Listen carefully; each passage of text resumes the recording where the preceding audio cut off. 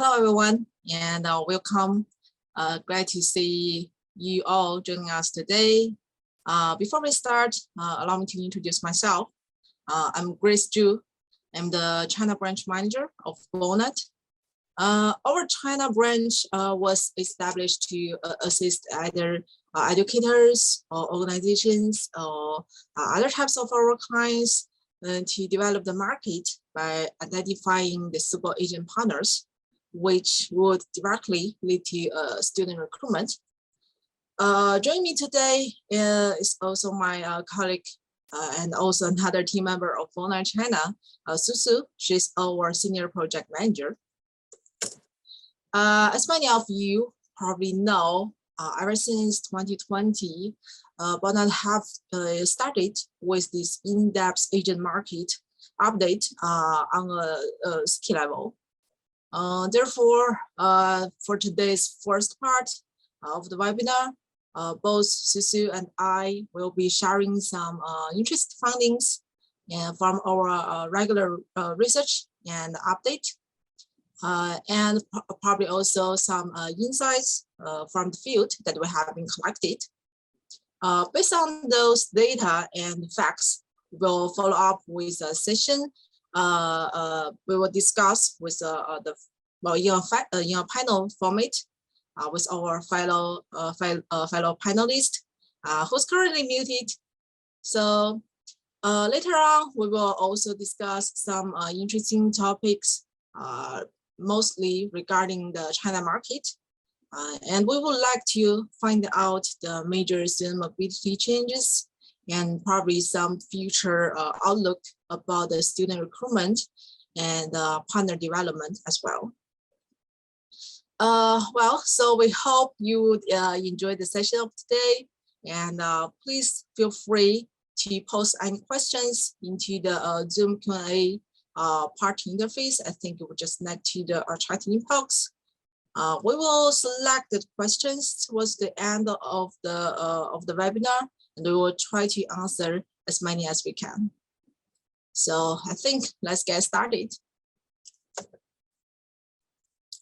As just mentioned, we have been conducting this thorough city-level scan on education agencies located in selected new Tier 1 cities ever since 2020. In terms of their business status, preferred destinations, and preferred program types, and currently, most of the study destinations have already opened the border, welcoming the international students. We also would like to find out if the Chinese agencies already have full receptions of their business, and probably if there might be any additional assist that educators could provide to help with that as well. We have investigated into the economic foundation, education investment, and education resource, level of the agency's business activities, as well as the agency's distribution. Well, because of that, furthermore, we have selected the first bench of the key new Tier 1 cities, majority for the international education sectors. From the map on the left hand, you probably could notice that the cities that we have researched, which marked in blue, we actually also factor in the geographic distribution. Of course, our work are based on the data collections, based on the foundation that for the past 10 years. Over here in China, we have a team of researchers dedicated for the market monitoring, either by the desktop research or the in-depth interview for this regular update. Well, for most of the educators, probably they're still considering to be some obstacles or some challenges in China international education market. Two factors quite standing out recently will be the series of policies released as double reduction, and also this continuing going of the pandemic, of course. Before we start with this part, I would like to ask my colleagues to bring up the first one of our two questions. We encourage everyone, just feel free to vote on the question. Which aspects do you see as most influential in shaping the post-pandemic recovery of the students' education market and restating the country's spending power? And we will publish the results shortly. For those who's not that familiar with this phase and the concept, double reduction is actually the state or the policy released majority by the Ministry of Education of China on last July. The purpose of this policy is actually to empower the level of school education and continue to standardize this so-called off-school tutoring or training, which probably includes online and also offline training. Well, at the end, the government really want to effectively reduce the heavy workload of the students as well. Actually, back in last November, we have already interviewed some agencies, asked about their opinions. By then, most of them actually anticipate that these policies won't be major effect on the overseas education study. Ever since then, it has been more than half a year since this policy released. Actually, during this time, dozens of the cities also implemented a series of measures. And for agencies or institutions who are dominated by this K-12 tutoring business, they indeed suffered heavily. They have to change their main focus and develop new areas and new product and strategy. For example, quite many familiar with the name New Rental. Yeah, it's one of the top agencies in China, which they also have this tutoring sector. They react really fast towards to the policy and switched their main focus to other sectors such as adult language training, distinctive training programs. Well, however, they also have this study abroad sector, which by what we have learned is still carried out in an orderly manner and doesn't really get affected by the policy right now. On the right hand, we also briefly demonstrated the current COVID situation in China and in the select cities as well. Well, of course, that you can see the numbers. It also includes the cases in Hong Kong and Taiwan. Actually, only less than 10% of these total existing cases are from mainland China. So overall, that we can see in mainland China, the situation is well under control. While the daily newly added cases can be controlled within dozens. Well, still, this kind of like unstopping outbreaks could complicate the whole thing regarding opening the Chinese border.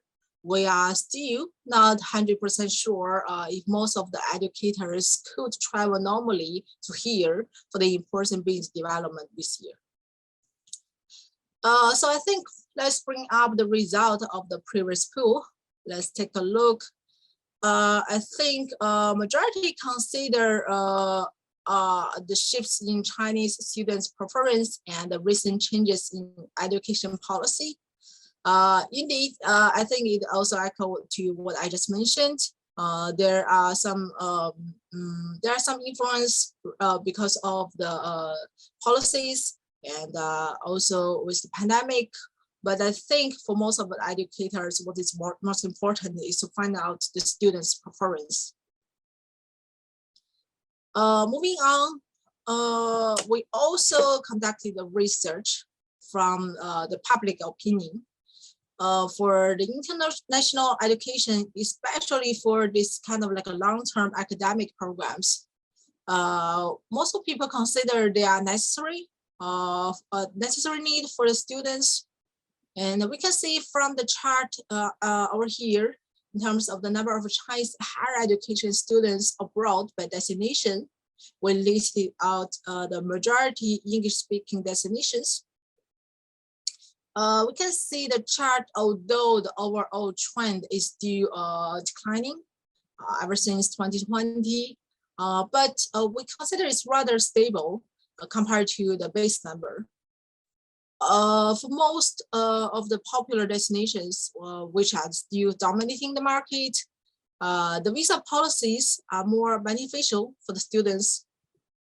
Well, of course, according to the official information, for some destinations, the visa application process still remains strict. We think which probably might affect on the student application as well. However, it could be different case by case. Later on, we will also showcase some insights from other industry experts as well. For the next part, my colleague Su Su will introduce and explain more in details on the agent market in selected new tier 1 cities. So over to you, Su Su. Okay, thank you, Grace, for the update, and hello, everyone. In the following slides, I will be sharing with you the result of our research in the selected 7 cities and explain the key findings. As we marked in the map, our research has covered 7 new tier 1 cities located from the north to the south of China. And in this page, I will give you a general impression of the 7 cities agent market. On the left side, you can see in China, actually to become an overseas study agency, the company need a special lesson issued by the government. And according to the record of China Administration for Industry and Commerce, there are over 20,000 companies are holding such lesson in selected 7 cities. And based on our research, we estimate that around 4,000 agencies are still active and reachable, big ones or small ones. So we see a great opportunity in developing a partnership here in new tier 1 city. And on the right side, we can see that in our research, we were trying to reach 400 to 500 agencies per city, and we found that 19% of them are active and reachable, which is operating as usual. And 36% agencies that we reached claimed to have no more related business. Most of them switched to other related industry, for example, domestic short-term programs. And they are potentially getting back to our industry when the situation is getting better. And 45% agencies are no longer reachable. And down here in the 3 charts are the breakdowns into city level. We can see, for example, Nanjing has the highest rate of agency operating as usual. And when we look at Zhengzhou, it has in total 77% agencies were reachable, and 21% of them are active, like operating. Nanjing and Zhengzhou are located in Jiangsu and Henan provinces. And both provinces are famous for outstanding students' academic results. So we can presume that the pandemic control level, as well as the student source, seems to be the 2 relevant variables to the agent market. And the result of our research shows that 76 of the agencies are small ones with only one office,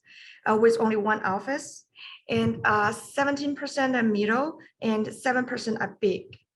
In recent year, as the new tier 1 city and tier 2 cities or tier 3, even lower cities are developing, smaller agencies are providing students with a customized service with a reasonable price and they are high quality ones. So overseas educator can also move their focus more on middle or smaller size agencies. And when it comes to the program offer, we can check the chart in the middle on the right. Higher education is still the most popular sector in all 7 cities researched. The chart on the right side shows that 95% on average agencies that we interviewed are promoting higher education programs, while only 37% are promoting K-12 programs. And we can see in the breakdown, for example, Qingdao and Zhengzhou, they are having a higher level, they're having higher percentage than the average one. And for the short-term program, on average, 32% of agencies are still promoting. Nowadays, with the pandemic situation, it's mostly academic related ones. And the chart below tries to visualize the established year of agencies that we interviewed. We can see a peak here. In 2008, actually 2008 is the year where China hosts its very first Olympic Games, opening up to welcome all the visitors from the world. And that's actually a big push to students and people to learn English and also for studying abroad. And the second peak is here after 2015, when the Belt and Road policy was carried out and the government investment into 49 countries. And this action, again, accelerates China's globalization, and plus the rapid developing economic in China. Ever since then, study abroad has been considered not only by the so-called rich family level, but also the mid-class families. And even with the travel ban, as we can see in the chart on the left side, the pure online program are not very well received in the selected 7 cities. Agencies that we were talking with told us they prefer temporary online program in which students can continue their study in campus abroad later when they can accumulate already credits with the online program. Because the low cost and the price transparency of pure online program bring less profit to the agency, so they are not tend to promote a pure online program than the online plus in-campus ones. In our research, there were 141 agencies promoting only one destination, and in which 39 are promoting the USA, and Japan ranks the second, followed by European countries. And here, the sending number shows actually pretty big diversity. In our interview, we feel the same. There were agencies claimed to have complete 0 students sending number in the whole year 2020. Well, there were also agencies who claim to find no big sending number decline even during the pandemic.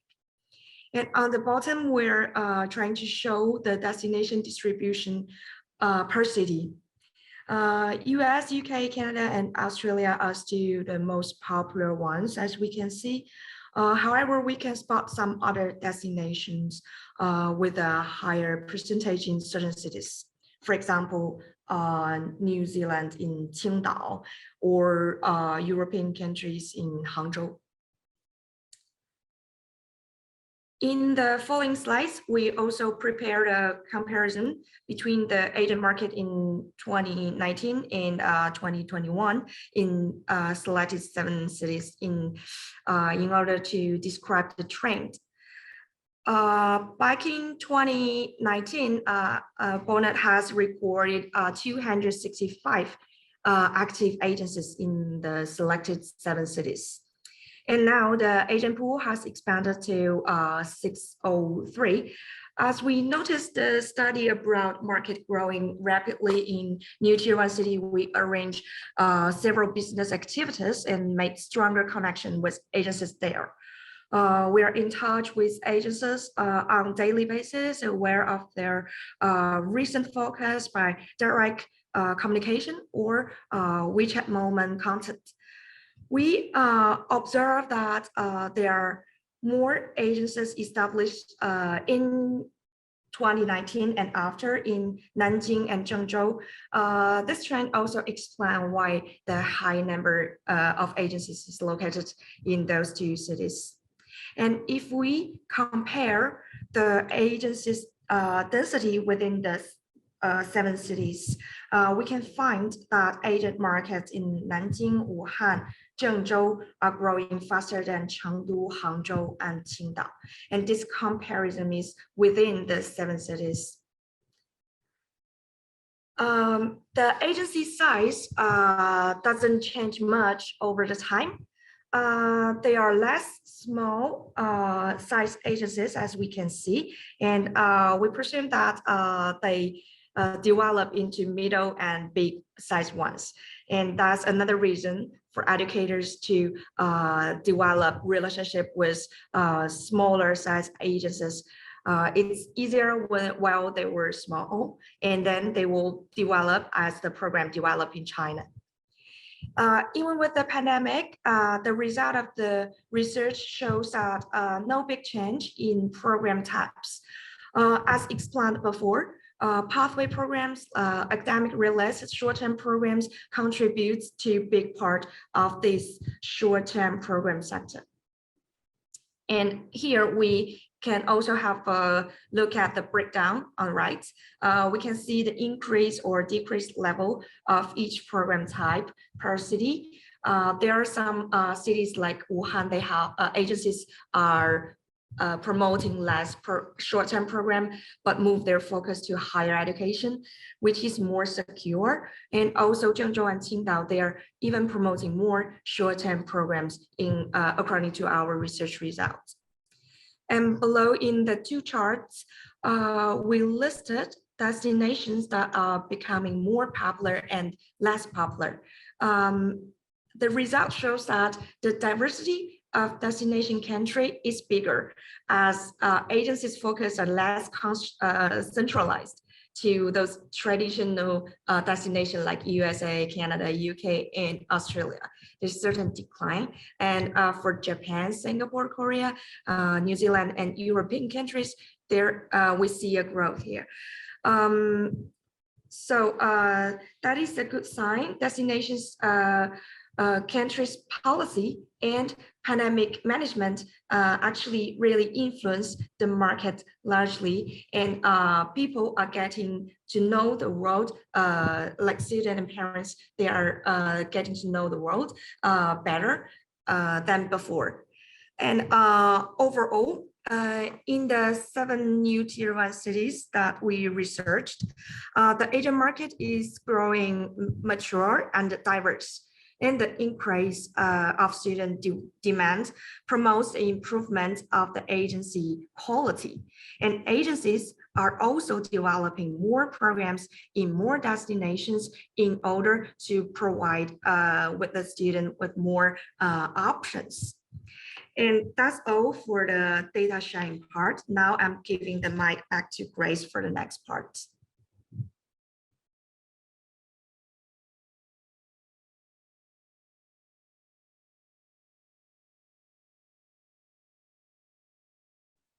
Hello, Grace, you are muted. Sorry. Thank you, Su Su, for this thorough explanation on our findings and also this comparison for the last 3 years data. I believe it could be useful information for well, to better identify the cooperative groups and also the future development strategy. After reviewing the data and the situation in the past few years, we also collected some insights from the experts in the industry and hoping to briefly forecast the overall trend of this year. Currently, most of the campus have already resumed this on-campus format from what we have learned. Of course, there are still some adapting to the hybrid format for students who still have difficulties with traveling. It's actually quite interesting when international recruitment director from a US university have shared with us that their application numbers from the Chinese students actually already bounced back to the normal level before the COVID. And the visa application are not majority affected by the pandemic as well. Comparing to those higher education sectors, quite many also very concerned about this whole process of the short-term programs. Well, we think due to the travel difficulties and safety concern, actually most of the agencies are currently not actively promoting for this year. But they also mentioned that they are more confident about 2023. Of course, we have seen the trend ever since the pandemic. Quite many local agencies also turned their attention to these domestic short-term programs, which normally could be this STEAM campus, some campus with a topic which carried out inside of China.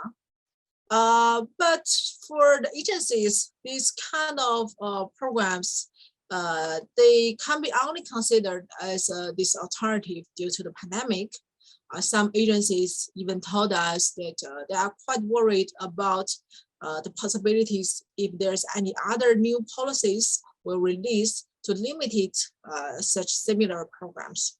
So for them, they don't really have the long-term plan for these domestic programs. Well, overall, the agencies that we have interviewed are still quite confident and also positive about this future outlook. And actually similar to last year, the agencies still consider there's no influence or even positive influence on this double reduction policy regarding the international education market. We would think under such circumstances for educators, it is quite worth to think how to seek the advantages and these opportunities in this market, and how to find new channels, new partners, and how to develop the market to increase the student recruitment. Well, lastly, we also like to mention that this year we will continue with our BONARD mission, which dedicated to both higher education and also K-12 sectors. We hope it could be one of the channels for overseas educators to meet with the suitable and also potential agent partners.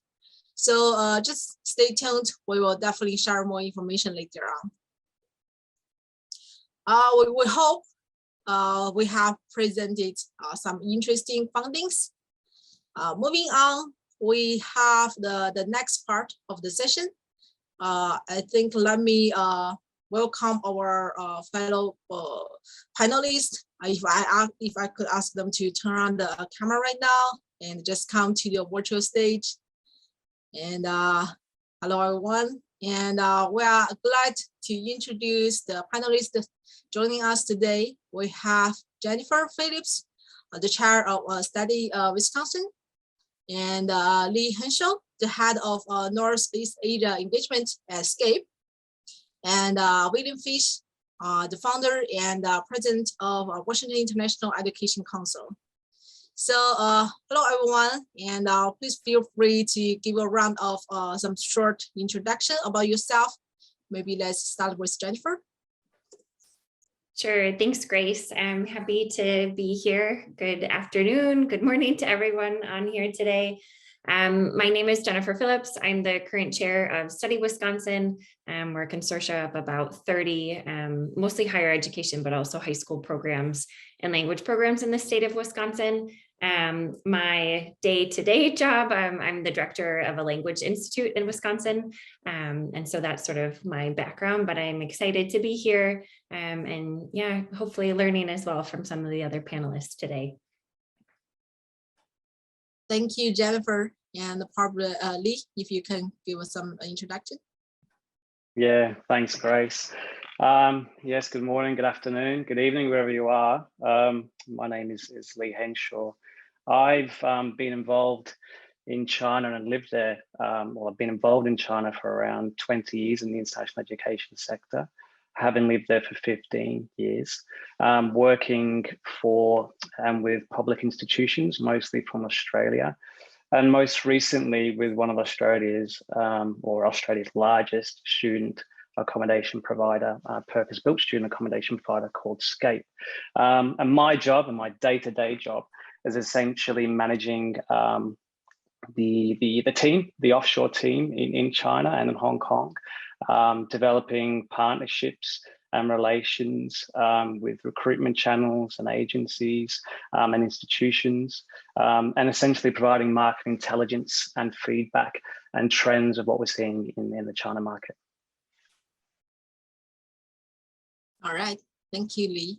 And William, go ahead. Oh, thank you, Grace. Thanks to BONARD for organizing this this presentation. The presentation was excellent. Lots of good information there.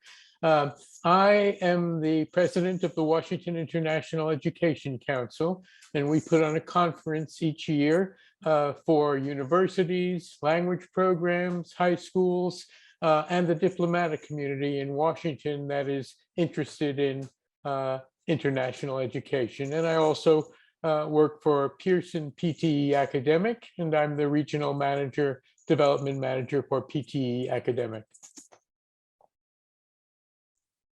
All right, thank you everyone for the introduction. And I think before we officially start, let's bring up our next question. What changes did you see in the number of applications from Chinese students comparing academic year 2021 to 2022 with 2020 and 2021? Well, in the meanwhile, I think I would like to start with our first question to all the panelists, which I believe quite many audience of today would like to know. As I just mentioned, most of the study destinations have already reopened the borders and are allowing the interest of the international students. So what recent changes have you noticed regarding the Chinese student mobility? And like what steps do you think the education markets are taking to gradually restoring itself to the pre-pandemic level? And have you seen this market become more optimistic overall, and probably about maybe even about any specific type of programs? And I think probably we can start with Lee, as Australia in particular just welcomes back the international tourists from this Monday. So Lee, if you could share something. Sure, yeah, I'll be able to give an Australian perspective on that. So that's correct. Essentially all visa holders and categories of people can come into Australia as of the 21st of February. But prior to that, in mid-December, Australia opened up to international students. And since that date, since mid-December, we've seen around 70,000 students enter Australia. And we could have seen more, except it was pretty much you asked Grace the question about the Chinese student mobility. Well, there's been two key factors that have restricted Chinese students, not just to Australia, but I think to elsewhere in other markets. The first factor is really about flight capacity and flight availability into Australia, into the UK, into the US. There seems to be, and there is continuing to be, a lot of restrictions. Those restrictions are definitely more prevalent in northern China, we've noticed. We're seeing greater accessibility and outbound flights and students coming in from southern China and particularly Guangzhou. So we're seeing institutions and even providers looking at arranging and challenging and trying to rectify that restriction on mobility by offering chartered flights, group bookings, and we're seeing institutions do that. The second point on the China mobility and what we think is restricting it is really the sentiment. and the apprehension that the Chinese public have around COVID. And that's all driven by China's zero COVID policy. There's definitely no doubt that Chinese seem more susceptible to the infection spikes that you saw, for example, in Australia. We saw that in December. And what you've seen in the UK and the US with the Delta variant mid last year. So, and what we're seeing in Hong Kong now, you know, you're seeing in Hong Kong, Hong Kong's a massive market for Chinese students. It's the infection rates have blown there. HKU's been predicting cases of 100,000 a day. We're at the moment around 6,000. So you're seeing apprehension there from mainland Chinese students, which can access the Hong Kong universities at the moment, albeit they're studying online. You're seeing that apprehension too. So on the Chinese mobility, I don't know if my colleagues agree, but they're two obvious factors that are restricting and impacting mobility, and where I think we all would have seen more Chinese students if there wasn't that sentiment and apprehension, and if there wasn't that restriction on flight capacity and availability. Oh, thank you, Lee. It's good to hear from the Australia perspective. And probably if I can follow up with Jennifer. So what's your perspective about it? Do you see any changes about the student mobility towards the US and in general, and maybe in some particular sectors as well? Yeah, thanks, Grace. Lee, I'll have to say I agree with you on a whole, you know, in terms of the member institutions that we have. Obviously, this year has looked better, you know, by comparison. So I think, you know, we're maybe in a slightly different situation that many of our institutions, you know, opened again quite quickly for in-person classes. You know, and we have a lot of institutions that were open again for in-person classes still in 2020. You know, so we look at all of last year as really the start of the recovery period. We have definitely seen issues of perceived safety in terms of lower student application rates than we expected, or in comparison with percentages of Chinese students versus other markets. So we're noticing across the board other markets rebounding much more quickly than the Chinese market. And yes, I would agree definitely with Lee, you know, what you shared. Our members are reporting as well that the students are worried that they might be getting inquiries coming in, but those aren't converting to enrollments in the same way, or asking, do you have online options? So a lot of our member institutions are actually enrolling students in online classes and making exceptions for them so they can start their study before they feel it is safe to come. But we are, I will say, in terms of this upcoming spring semester, for most of our university partners, seeing groups of students come through again. So trying to work through some of those flight issues or travel issues, as well as I think the safety concern of coming together as a group. So overall, it's better, much better than last year. I think is what we're seeing, still slower to rebound than other markets. Thank you, Jennifer, for sharing. Perhaps we could run it up with William. Do you also see these similar trends as Lee and Jennifer just shared? And do you also believe that overall the situation is getting better and probably the market becomes more optimistic overall in this year? Yes, thank you. I do agree with both of the previous speakers, and I think that we're seeing the COVID numbers go down very quickly now in the New York area and in many other parts of the country. So that's becoming less of a threat locally, and things are returning to normal. I think the government also has done one thing that we're very pleased with, and that is they have announced a new policy for optical practical training, that people in the STEM fields can now have an additional 2 years of optional practical training in addition to the original amount.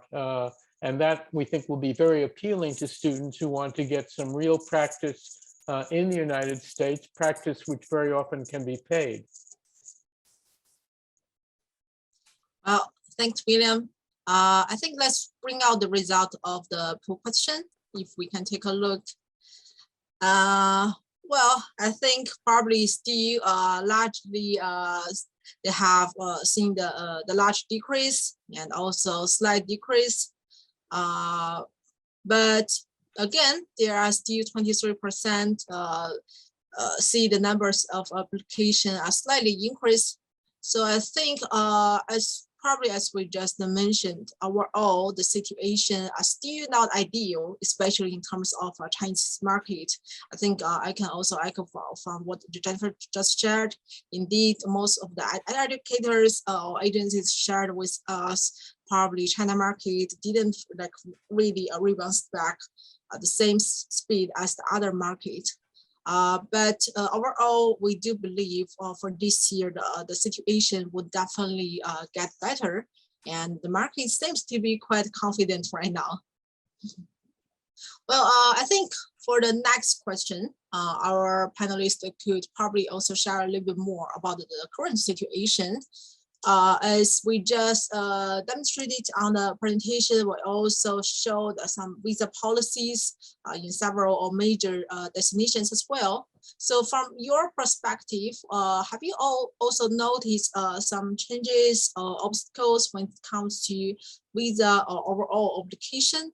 And meanwhile, or maybe you also notice some like special type of programs running currently, you know, such as the hybrid programs, maybe even there's other more. And all probably also saw some new types of enrollment policies, specifically designed for Chinese students. Maybe we can start with William this time. Okay. In terms of visa policies, I think we know that the government has attempted to respond to the backlog of visa applications to try and catch up so that people who've been waiting for a visa can get the visa. And that should be the case in most of the posts of the US in China. We in the education sector feel that the government could do more in this area to help students come to the United States. And so we want to see some reforms in visa regulations, areas such as dual intent, we think should be allowed, that students don't have to say that they will absolutely return to their country when they finish their studies. They should be free to choose what they want to do. Thank you, William. If I may ask, Jennifer, do you also have the same opinion as William just mentioned? Yeah, I think, there's definitely some optimism here.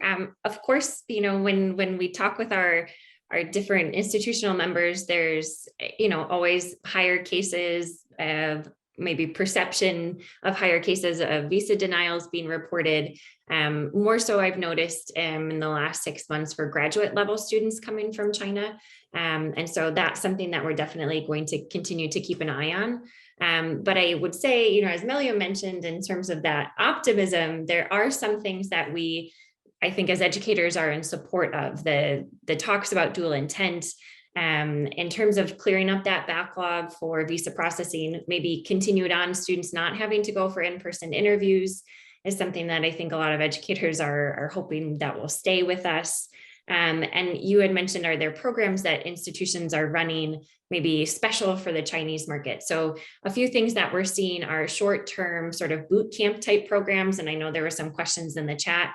So we have seen an increase in those short-term programs for Chinese students this year that maybe missed, sort of in-person classes for English language development. So combining English language programming with an academic skill component before they began this semester, this spring. So we'll see if institutions decide to keep with those programs moving forward. They've been very successful this year. And I think we are seeing the continued development of particular online only or online then for hybrid programs that again, maybe too early to tell whether or not those will stay with the institutions going on, but I think have particularly helped the Chinese market, especially feel like they were taken care of maybe over this time of the pandemic to try and ease some of those concerns that you're not going to, sort of waste these last 2 years, that you can still be progressing on your, sort of your degree route in the end. Well, thank you, Jennifer. I think I totally agree. Probably for educators, such kind of like info or updates is always welcome to share with the Chinese agencies as well. Because for most of the agencies, they are probably also kind of like blind, in terms of these updates, either visa application, what kind of support they can get from the educators, or in terms of Chinese students groups, if there's any special programs they can take. So I think by sharing this information, it also can just increase the confidence from the agencies, which meanwhile can also increase the confidence to the parents and the students as well. I think maybe the next question will be for Lee. And as far as this student accommodation concerned, so do you see these education institutions or accommodation providers currently facing any like challenges? And if there's any, maybe you can elaborate on more. Yeah, it sort of leads to the answer to my first question. I guess the flight restrictions and the inflexibility and capacity is obviously resulting in issues and hurdles for accommodation providers, institutions too, because the students' plans and arrival plans and commencement dates are changing due to those restrictions. So we're faced with essentially operational hurdles to some degree, which again can see a lot more on, particularly per case on student inquiry levels. So we're seeing a lot more higher touch with students, student caseloads becoming a lot greater and more complex than what they've been previously. So that's one hurdle. Of course, the reassurances around welfare as well. The institutions would be feeling that too. That parents particularly requesting is another, I'd say, an element that we haven't really had, or we wouldn't, I guess, anticipate in an orthodox sort of education year, academic year. One of the other things, though, too, is the intensity in competition. So you're not just seeing that through providers, accommodation providers, but you're seeing it in institutions. I don't know if my colleagues across the pond may have noticed, but the Australian universities have been very aggressive with their scholarship programs, probably the most aggressive they've been, I would say, in arguably a decade. And we're talking some of the top universities here who are usually quite reserved, quite conservative. So in order to try and capture market share, they've been, being a bit more aggressive with the scholarship programs, even offering what they call online offshore tuition fee rebates. So again, I wouldn't say that's essentially a hurdle. It could be a hurdle for maybe competing markets to Australia, but there seems to be that intensity of competition within Australia that we haven't seen. And it's all about trying to garnish and acquire the students, as we've indicated before, that particularly from China are in decreased numbers. Thanks, Lee. Yes, indeed. We do notice this competitions between the institutions, and I think this is just a way to react on this market. Of course, for most of the study destinations, China market is just too big to ignore. Either if they could just enter right now in person or not, there's definitely they need to develop a sort of a strategy, to face the problems and try to still conquer this market. And I think in a way, the so-called competition could also probably leave a better result, and just trying to stimulate the better relationship between the institutions and the agencies as well, probably. For the next topic, we'll probably also briefly mentioned on our previous presentation. During this pandemic, it actually caused a particular the risk of this recruitment through online channels, which also including digital marketing.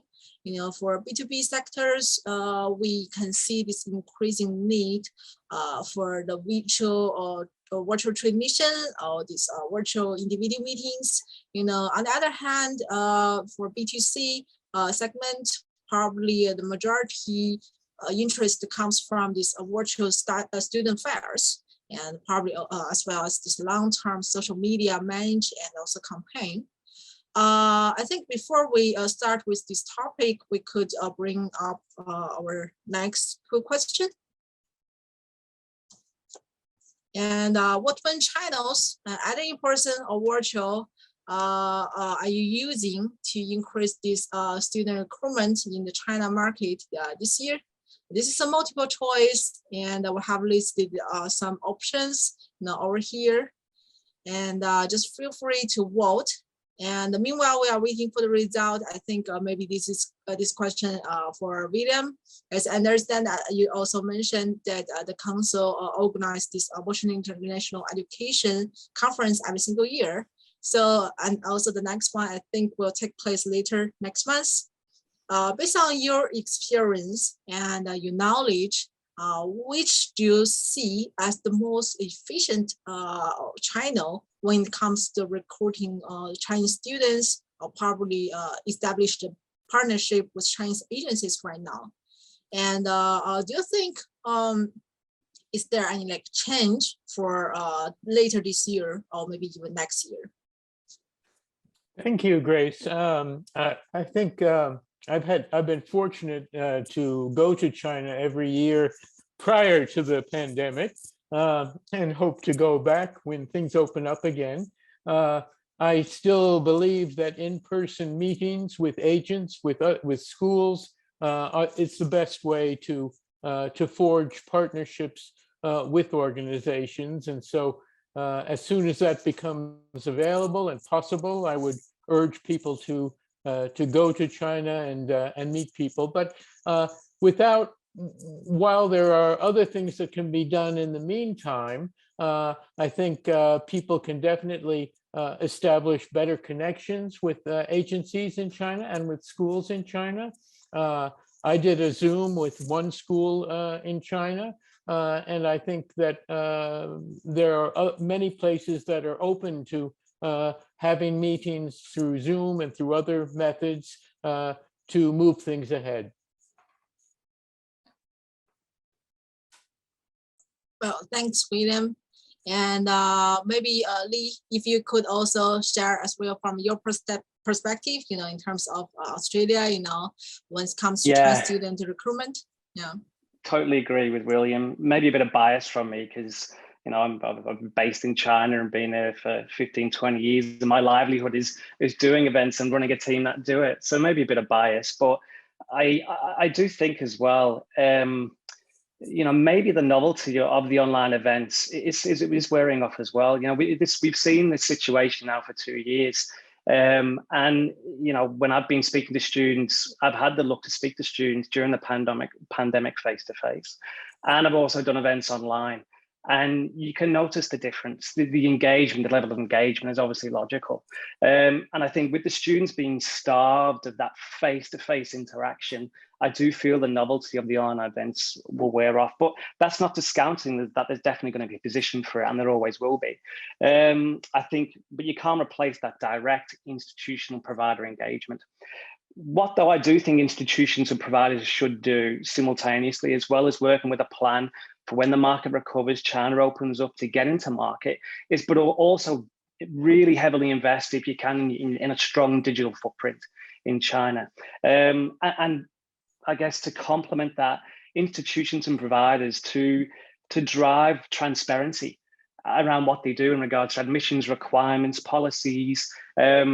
Pre-pandemic, it was quite surprising how many institutions were still weren't transparent enough and maybe afraid of being transparent.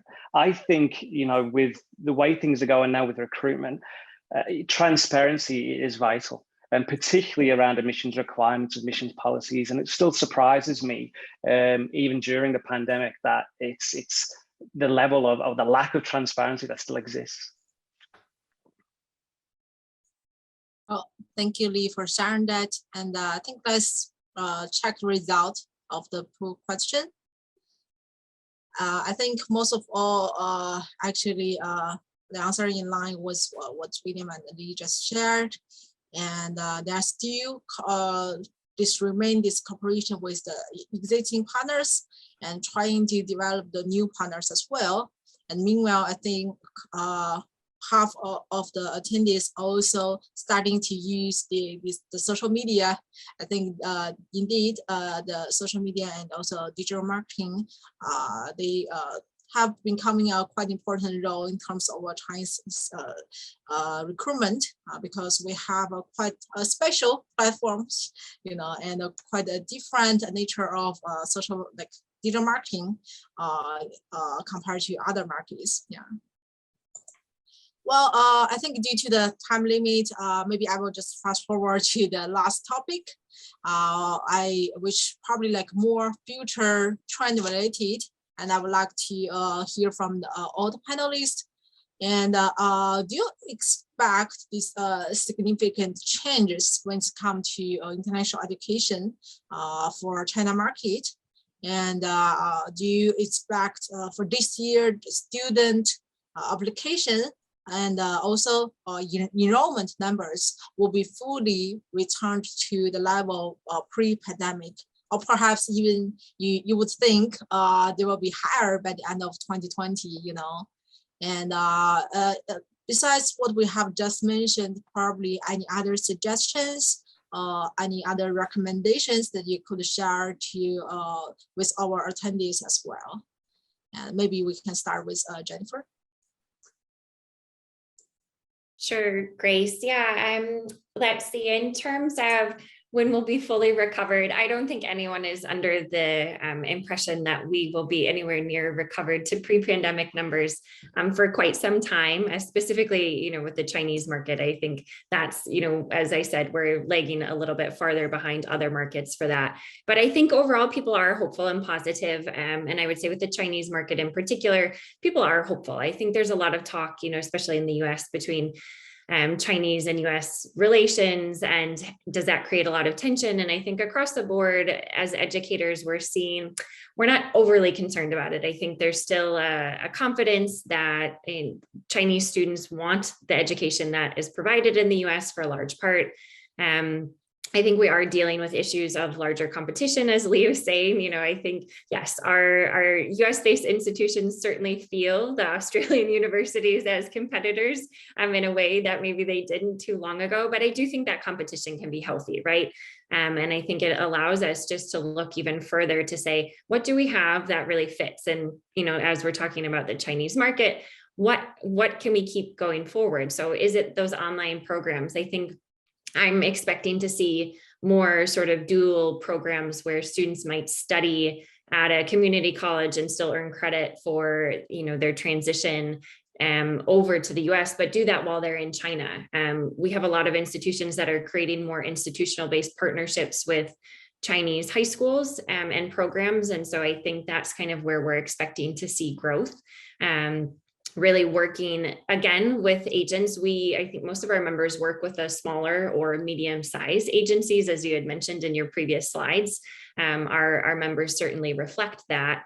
I think I am seeing a maybe trend away from reliance on working with agents. I think in the last couple of years, you know, over the pandemic, institutions have realized they need to have a plan that includes more, right? So agents are one piece of that plan, but they can't be the only plan. So seeing, you know, we've had some of our members start to work on projects to create websites based and hosted in China with the social media platforms in China. But again, reaching out to expanding what those institutional partnerships may mean. So working with international schools and other schools. And I think particularly too, we're noticing this in the US, really you know, an increase in focus on our community college network. And that I think traditionally has not been a very strong network for Chinese students. You know, they don't have those high rankings and things, but I think a lot of the community colleges are now trying to say, okay, how can we be competitive in this Chinese market as well? So yeah, that's what I'm looking forward to in the next few years. Thank you, Jennifer. Maybe Lee, if you can share your opinions. Yeah, look, one of the imminent regulatory changes that you might see in the Chinese market, I think with the recovery into the pandemic and the shift away to online learning, is the CSCSE's recognition of online learning and the flexibility associated with that in China. So those institutions that are heavily dependent on online learning, and at the moment CSCSE recognizes that, you might find that might wilter away as the recovery comes back. What China's doing now, investing in its double first class initiatives with the universities, arguably the most aggressive higher education objective by any government, really trying to push up those universities in China to be amongst the world's best. Goes back to Jennifer's comment about how important it is to use your institutional linkages and engage with partners from articulation and credit transfer, and that's a recommendation that I would have to any of the audience who are institutional providers, to make that a focus, because I do think that's going to be very, very important going forward. And one other comment would be, I think, for me is, in the last 5 years, we have seen a big increase in international school establishments in China, particularly curriculums, the Canadian curriculums, Ontario, SATs, even to some degree, Australia with the VCE has gone into market. That was on a trajectory on another level, over the last 5-6 years. I would watch that space, particularly over the next year, 2 years. The pandemic has resulted in impacts to the supply of teaching, therefore the quality of delivery in market. You might see a bit of a reaction from Chinese parents and students to look and shift more to, again, the local curriculum, away from international curriculum and international schools. So that might not be a negative, but it might be an opportunity for providers and institutions to partner with institutions in China that are maybe doing things in that space. But that's an area I'd watch. I think the international schools will always be there in China. The international curriculums will be there, but it's going to be interesting to see what happens and how that momentum changes, which has been ever present for the last 5 years, over the next year or two. Thank you, Lee. Thank you for sharing with this quite fresh angle. And William, if you could go ahead. Sure, I'd be happy to. I agree with what everyone has said. Partnerships with some of the excellent high schools that exist in China, some of them offering international baccalaureate programs, are an excellent way to develop a channel, and also partnerships with Chinese universities. I think whenever that's possible, I think that can also help. I think one thing that has changed in the United States, and that is in the past, not every institution or very few institutions offered financial aid to international students, and that's changing. So students can now ask legitimately whether there are any financial aid opportunities at different schools. And I think they may be surprised that, in fact, there are financial aid opportunities for international students. And finally, I would just say one statistic that came out from the government last week was English programs, which have been very hard hit during the pandemic, have started to recover. So they're showing that the current enrollment is about 40,000 English language students in the United States. And that is 20% more than the same time last year. So again, we're seeing the right kind of trends, good trends. Thank you, William, for sharing these figures. And thank you all for sharing the insights and also the recommendations for our attendees today. And lastly, we would like to also dedicate a couple minutes for the Q&A session. And we noticed some questions also asked from the audience. Probably we couldn't go through all of them today. And my colleagues are actually compiling the list right now. Maybe you could select maybe 2 or 3 and try to answer those. And I think this one is also English like language training related, probably for maybe let's go for with Jennifer. I think this is more related to your area. There is question, is the willingness of Chinese students to go to an English speaking country to study intensive English before starting a grad or undergraduate degree programs are going up, going down, or remaining the same? Yeah, well, again, I'm just from a Wisconsin perspective, our numbers, and we'll take away sort of the last couple of years for the pandemic. But in general, I think we haven't seen an overall increase or decrease really. We've seen increases in some areas with some institutions and significant decreases in others.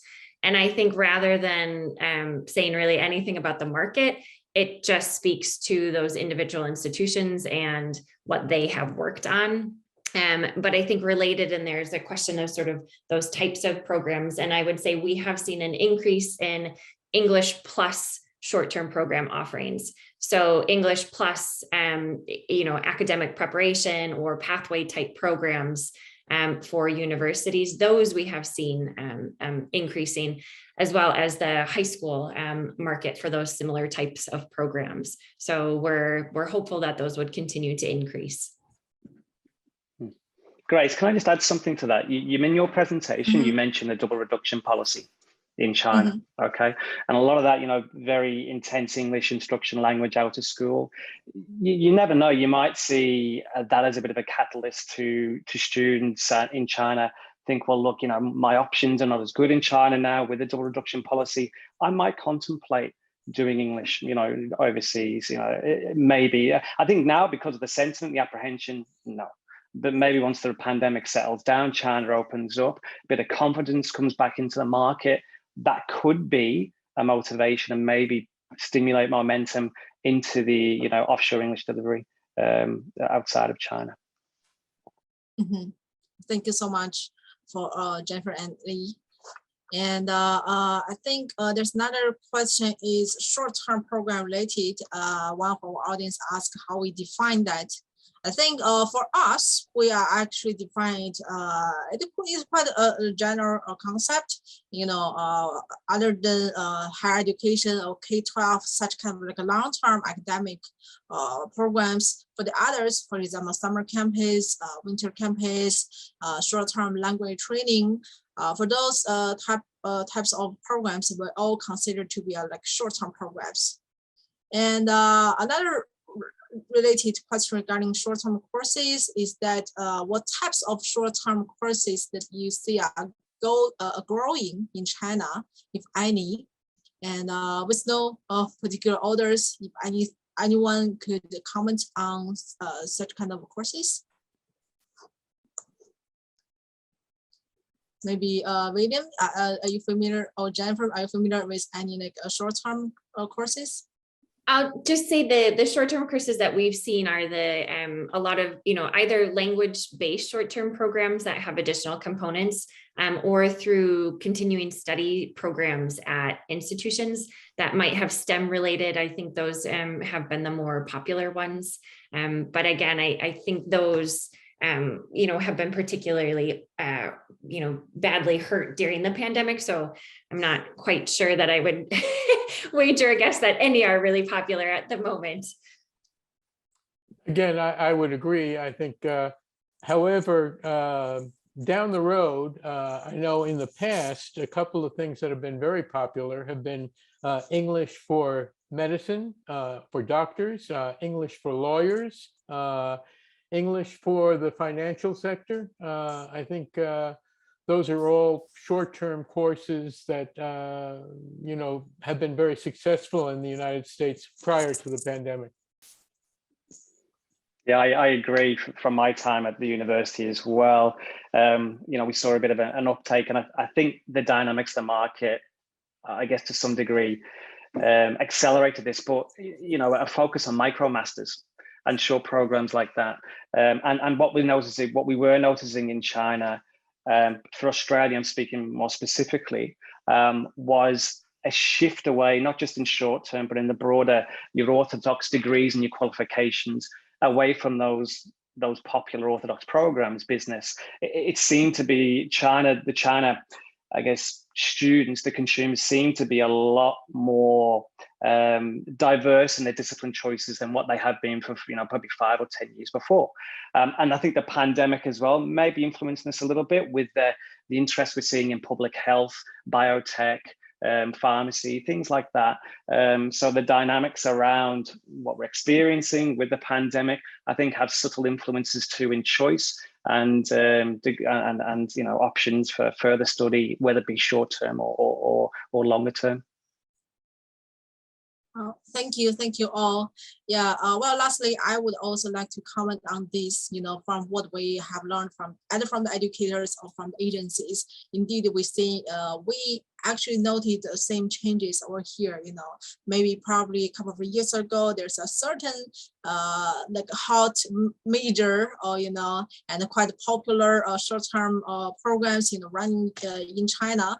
But right now, definitely the market turns to be more diverse, with all the new information and really quite a lot of new product running through in this market. Students and parents, they always have more options. And agencies could also provide more, for students. So which led to most of the students really, they probably will change their mind compared to a couple of years ago. I think overall it could be also affected by the pandemic and also other factors, other trends, well, I think worldwide. So yeah, indeed. But overall, the market seems to be positive, and we do welcome all kinds of new products, coming to the market. And I think for agencies, this is also a new opportunity for them, to always find new channels to change their focus. Just in terms of different problems, they can always find a new way to develop the market. And I think same for the educators, probably it's always good to try to develop some new products, maybe even specially designed for certain markets. I think in this way, you would definitely find a better way to survive in difficult markets. All right. Well, mindful of the time, probably we are coming to an end of today's webinar and the session. And maybe any closing remarks from our panelists. Let's start from William this time. Well, again, many thanks to BONARD for organizing this. I appreciate it very much. And I think, let me say that schools and universities in the United States are very interested in seeing more Chinese students. So please send your applications. All right. Thank you, William. Lee, what do you think? No, yeah, just echo William's comments. Thanks to BONARD. I found it, listening to my colleagues too on the panel and also your presentation, learning things every time. So I found it very useful myself. And I think like America as well, Australia, it's open for business now. So from institutions to providers, accommodation providers who are present like Scape, it is encouraging what we're seeing, but it's not, there's still a bit to go. We're seeing numbers come through now. We're seeing it's great to be around the buildings and the properties and seeing this buzz and seeing students, there with the suitcases and studying in the rooms and just having that vibrance that we haven't had for 2 years. And a lot of the universities at Australia now are doing their open days and their open weeks and seeing that. And it's great to see that because we've been starved in Australia for longer than what the US, Canada, and the UK has. And I think, again, it'd be great if we all, as well as we can, work together to, as countries, as nations, as institutions, as providers, to give greater confidence in the international education sector as a whole. you know, and hopefully generate yeah, some interest and some momentum for the years to come. Thank you, Lee. And how about you, Jennifer? Yeah, I'll just keep it brief, but yeah, Grace, thanks to you and the whole team at BONARD for putting this together. And William and Lee, I really enjoyed being on this panel with both of you and learned a lot. I'm optimistic by nature. I'm optimistic, so I'm always gonna, I think, have an optimistic slant on things. But I really do, you know, think that through all of this, it might sound cliche, but I think that we're in position to come back stronger than ever. We've learned a lot about ourselves as institutions, about how we can collaborate with each other. Maybe not so much, you know, just as competition, but how can we work together for the industry as a whole and create that confidence for international students. And Lee, something you said is really stuck in my mind, so I'm going to say it here at the end. And I think that one of the things we can all do is really focus on doing that through transparency. And I think particularly with the Chinese market after these last 2 years, that's going to be really, really important for us. So I think that's my biggest takeaway, you know, from today is how do we look at doing that and just in a really conscious, you know, transparent way so that we can ensure that those students coming, you know that we're doing everything in our power to keep them safe, and we'll continue to, you know, make the best educational opportunity for them as possible. Indeed. Well, from our side, I would just would like to thank you to all of our panelists and also to all of our team attendees today. And we really appreciate your time. And for any questions that we couldn't answer because of the time, and we will try to follow up and answer as many as we could. And we will also share the presentation slides that I presented earlier, and also the recording of this afterwards. So it will be available on next few of days. And okay, thank you so much. And thank you everyone for today, and have a nice rest of the day.